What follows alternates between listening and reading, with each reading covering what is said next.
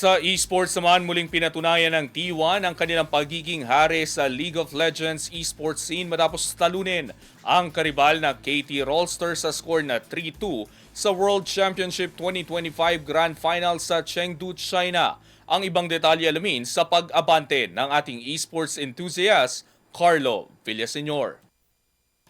Nasungkit na ng T1 ang kanilang ikatlong sunod na kampyonato matapos talunin ang karibal na KT Roster sa score na 3-2 sa Grand Finals ng League of Legends World Championship 2025 na ginanap sa Chengdu, China.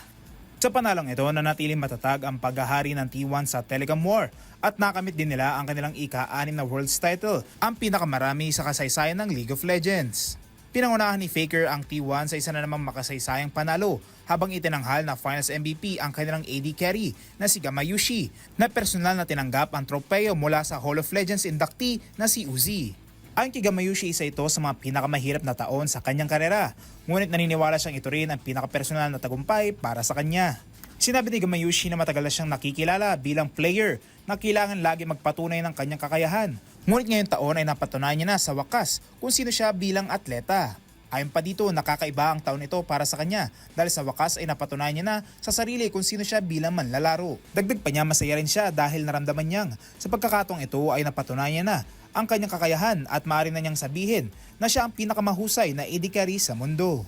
Sa panalong ito, mas pinagtibay ng T1 ang kanilang reputasyon bilang pinakadominanteng koponan sa kasaysayan ng League of Legends esports scene, habang si Gamayushi naman ay patuloy na itinuturing na simbolo ng determinasyon sa mundo ng esports. Ako si Carlo Villaseñor, Abante Sports, now na!